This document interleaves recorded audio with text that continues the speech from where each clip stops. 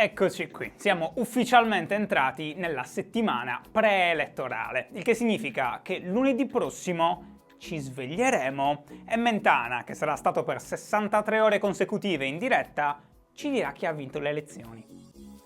Più o meno. Mentre i partiti saranno impegnati a dire di aver vinto, tutti quanti, a prescindere da quello che sarà il risultato elettorale, ognuno trova sempre delle ragioni per attribuirsi vittorie, anche relative, vedrete che mi darete ragione, a detta di praticamente tutti è super improbabile che qualcuno di loro, in coalizione o meno, ottenga abbastanza voti per governare da solo. Fare complicate previsioni fa figo, ma è difficile in realtà. Questa legge elettorale è nuova ed è complicata, quindi è fondamentalmente tutto un grosso boh. Sia chiara una cosa però, così siamo pronti a sentire ancora e ancora e ancora la tiritera del governo non eletto dal popolo. È probabilissimo che anche a questo giro non ci sia un governo eletto dal popolo, che a prescindere, come sapete, in Italia non elegge il governo ma il Parlamento, ma appunto un qualche tipo di trasversale alleanza che ora non si riesce a vedere. Questo mettendo da parte i bambini cresciuti che si credono divertenti e non lo sono e si trascinano appunto da dietro da mesi la battuta ilare sul governo Renzusconi. Capito? Perché Renzi, Berlusconi, Renzusconi. E poi dicono che in Italia non si fa satira. Per chi non fosse avvezzo alle meccaniche di elezione, non è colpa vostra innanzitutto, a scuola le insegnano poco e male queste cose. Ma la parte cruciale per capire cosa succederà è una fase successiva alle elezioni, in genere di svariate settimane, che si chiama consultazioni. Quindi significa che nei primi giorni dopo le elezioni, a marzo, ci sarà una gran confusione, gente che grida al complotto, al golpe, scrive in caps lock praticamente ovunque, politici che diranno cose, sarà un bel momento. Per me, non per l'Italia, ma dopo Salvini che giura sul Vangelo in piazza abbiamo seppellito anche l'illusione di essere un paese normale. Ciò che è importante è che lunedì 5 marzo, a prescindere da quello che si dice, non succederà ancora nulla, a parte ricchi litigi su Facebook e gente che gongola. Per chi non si ricordasse, ad esempio, 5 anni fa l'analisi più in voga era che il vincitore morale delle elezioni fosse stato Berlusconi, che sì, aveva preso meno voti del PD, ma un'enorme parte degli italiani aveva deciso di scegliere comunque lui, nonostante tutto. Opinioni che non sono proprio invecchiate benissimo a riguardarle adesso. A dare l'incarico di formare il nuovo governo, visti gli equilibri politici e le percentuali in Parlamento, che a quel punto dopo le votazioni si sarà insediato, sarà il presidente Mattarella. La decisione spetta a lui a seguito di queste consultazioni, che sono degli incontri con chi ambisse a guidare il paese. E a uno di questi sarà consegnato l'incarico di formare il nuovo governo. Una volta che, insediatosi appunto il nuovo Parlamento, saranno chiari gli equilibri all'interno. Capire questo passaggio è fondamentale come vaccino anti-buongiornismo. Mattarella non è obbligato a dare l'incarico al partito che ha preso più voti, a un membro del Parlamento, al leader di una coalizione. Può sostanzialmente fare quello che vuole, perché tanto dopo la nomina è il Parlamento stesso che deve votare la fiducia al governo proposto dal nuovo Premier. Quindi è interesse del Presidente mettere qualcuno che abbia dalla sua la capacità di radunare attorno a sé la maggioranza. È evidente che se decidesse di dare l'incarico a suo nipote per fargli un favore, il suo nipote preferito, nessuno dei partiti lo sosterrebbe il governo del nipote e quindi non funzionerebbe nulla. Qui si aprono le possibilità, che sono varie e possono in realtà essere tante, ma perlomeno capiamo cosa possiamo aspettarci. 1. Dalle elezioni emerge una chiara maggioranza. Il centrodestra, che è favorito, o il centrosinistra, che non si sa mai, o il Movimento 5 Stelle, prendono abbastanza voti da poter governare da soli e votare quindi la fiducia al proprio leader. In quel caso sarebbe molto facile. Mattarella darebbe mandato a Di Maio, per fare un esempio, ma potrebbe essere Gentiloni, Salvini o qualsiasi persona Berlusconi decida di mettere lì al suo posto. Che ne so, Topo Gigio, Verme Grigio, Drake, Goldrake. Il partito vota, boom, nuovo governo, facile. Questa ipotesi è improbabile, meno per alcuni, più per altri, ma darebbe vita a un governo probabilmente stabile. 2. Più probabile, dalle elezioni non emerge invece una chiara maggioranza e i partiti a quel punto inizieranno a discutere tra loro ed è la parte divertente. La politica, a prescindere dai toni di questa campagna elettorale ridicola, è compromesso ed è per questo che è praticamente impossibile sapere cosa potrebbe succedere. Potrebbe essere, ad esempio, che ci sia un governo di centrodestra con un supporto esterno di altri partiti minori e transfughi di altre liste, che permettano alla coalizione di avere quella famosa maggioranza. In quel caso i partiti contrattano, alcuni chiedono in cambio del proprio appoggio di mettere delle proprie figure in posizioni di prestigio, magari qualche ministero, in altri casi danno supporto esterno e basta. Tutti parleranno di inciucio ovviamente e ripeteranno inciucio al bar e scriveranno inciucio negli editoriali e nei pezzi sui blog e nei bigliettini d'amore, quelli lì che si mettono nei mazzi di fiori, ma è così che funziona la politica, specie in un sistema così proporzionale. Possiamo immaginare, che ne so, che Casa Pound sfondi lo sbarramento e dia l'appoggio dei suoi, e che a questi si uniscano i grillini già cacciati prima ancora delle elezioni, o che lo stesso movimento intero, o parte di questo, potrebbero avvenire delle scissioni, ricordiamocelo, decida di votare la fiducia, far nascere il governo e collaborare con lo stesso sui punti programmatici in comune. Di Maio la dice spesso questa cosa. O ancora, possiamo immaginare che Forza Italia prenda più voti del previsto, rompa con i suoi alleati e faccia una nuova alleanza con il PD. Renzusconi, o che il PD e il Movimento 5 Stelle si alleino, o che il Movimento 5 Stelle governi con appoggi esterni come la Lega, tenendo ovviamente presente che questi accordi potrebbero avvenire anche alle spalle dei leader, i famosi cambi di casacca, che hanno tenuto anche il PD in piedi a questo giro. Alfano prima e Verdini poi sono stati sostenitori del governo, pur appartenendo a forze di destra. Tenete conto che normalmente questi governi non durano tantissimo. Lo so che sembra tutto assurdo, ma è importante dimenticarsi delle alleanze attuali. Le coalizioni elettorali si fanno con gli equilibri di oggi, ma le coalizioni di governo si faranno con le percentuali di domani, che potrebbero essere molto diverse da quelle che conosciamo adesso. C'è ovviamente l'ultimo scenario, che a me dà i brividi, ve lo dico, e sinceramente non credo succederà, perché i parlamentari appena insediatisi non avranno in realtà alcuna intenzione di far verificare questa eventualità, dopo essersi accaparrati il proprio seggio. Un ritorno alle urne. Prima che ce la prendiamo con Mattarella, infatti, perché io già me li vedo, i post con scritto Mattarella infame che non hai dato il mandato per fare il governo al meraviglioso Luigi Di Maio, bisogna anche immaginare la possibilità che nessuno tra i grossi partiti voglia collaborare con gli altri e lo stallo risulti insuperabile. Il movimento non vuole scendere a patti con il PD, ad esempio, che è ladro. Il PD non vuole allearsi con il centrodestra perché è xenofobo. Il centrodestra non vuole allearsi con il movimento perché è inaffidabile e via così.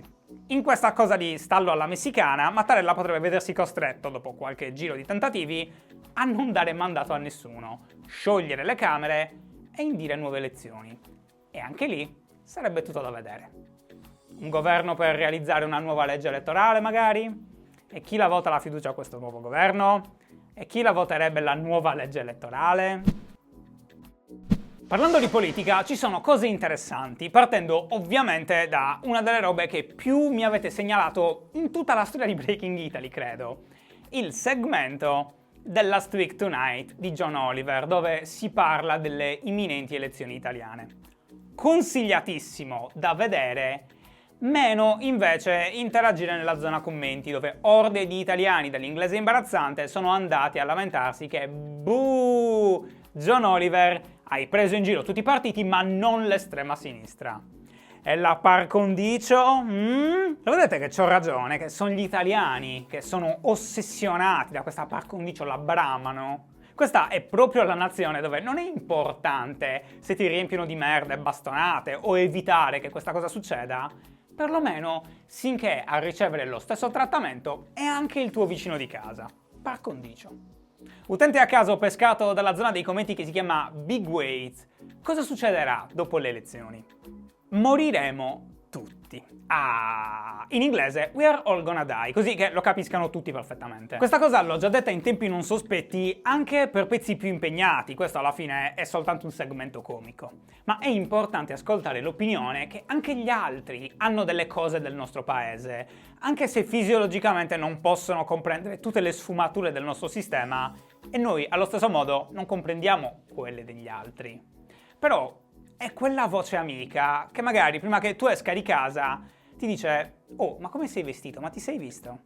e ti costringe a guardarti allo specchio anche solo per un attimo. Ad esempio, come lo spiego io a un non italiano questa cosa qui? Sabato a Roma e in altre città d'Italia ci sono state delle manifestazioni, quella nella capitale in particolare organizzata dall'Associazione dei Partigiani, motivata da sentimenti antifascisti e di condanna ai fatti di Macerata. Pure la sinistra è riuscita ad andarci più o meno unita. C'erano Gentiloni, Boldrini, Grasso, Renzi, Camusso, un sacco di gente.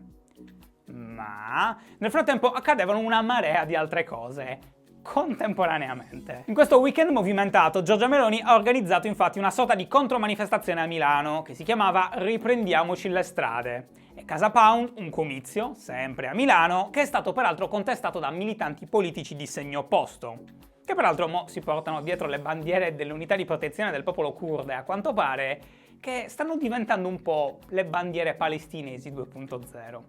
Nel frattempo, in Piazza Duomo, sempre a Milano, Salvini faceva un suo comizio di fronte ai propri elettori, peraltro imprimendo al partito un'ennesima virata verso i nazionalismi identitari europei, brandendo un rosario. Ne parliamo tra poco. In tutto questo, però, la polizia ha pensato bene di ironizzare su Twitter in merito al sentirsi sicura, visto che alla manifestazione antifascista a Roma erano, tra le altre persone, presenti un gruppo di osservatori di Amnesty International Italia, con il compito di monitorare eventuali usi eccessivi della forza da parte del reparto Celere.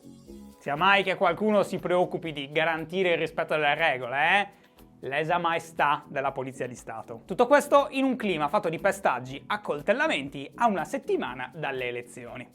Un paese normale non è. È solo che a noi ci sembra normale, perché ci siamo abituati. Come facciamo con i nostri piatti sporchi in cucina, che non ci danno fastidio rispetto a quelli nelle cucine degli altri. Volendo tenere questa puntata leggerina, volevo chiudere parlando di questa storia di Salvini, che ha fatto una cosa che è piccola, ma anche gigantesca a seconda di dove la si guarda, triggerando peraltro pure l'arcivescovo di Milano, ce ne vuole. Cercando di fare un po' di folklore, ha prima tirato fuori dalla tasca un rosario, dicendo che glielo ha donato un prete, che lo ha fatto una donna per strada con le sue mani. Super toccante, una storia che ci porteremo tutti dietro per sempre, questa donna che fa rosari in strada, poi li regala ai preti, che li regalano ai politici. Un film bellissimo, ma ha deciso di giurare da Presidente del Consiglio prima del tempo, prima di esserlo diventato, in piazza, lì, davanti a tutti, così, in 448. Ora, ci sta, ci mancherebbe altro, ognuno si fa la campagna che vuole. E poi una versione più nazional-popolare del contratto con gli italiani di Berlusconi, alla fine, che ha peraltro ripreso pure Di Maio 10 giorni fa, sbagliando i congiuntivi.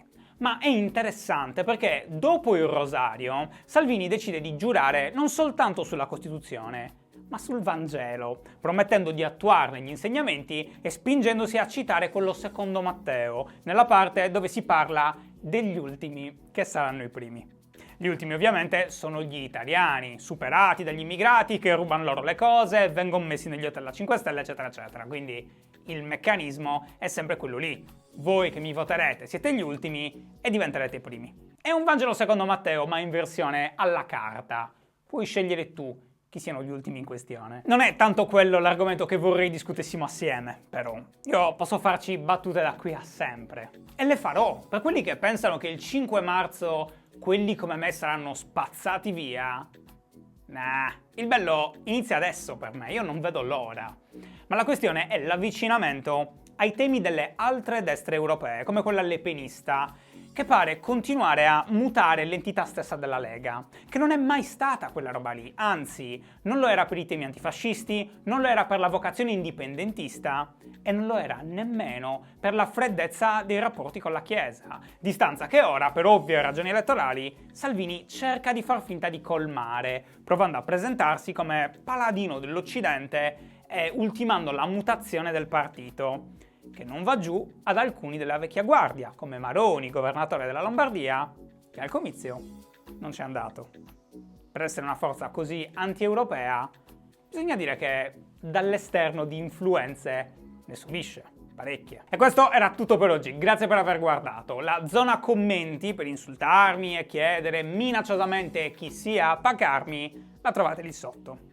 Per par condicio comunque vi risparmio la fatica. Renzi è brutto ed è ingrassato, Boldrini amica dei migranti, potere al popolo, comunisti violenti dei centri sociali, vergogna, e quella frangetta è effettivamente discutibile, Emma Bonino, avatar di Satana che cammina tra noi e brama di uccidere i bambini nel sonno, e Gentiloni.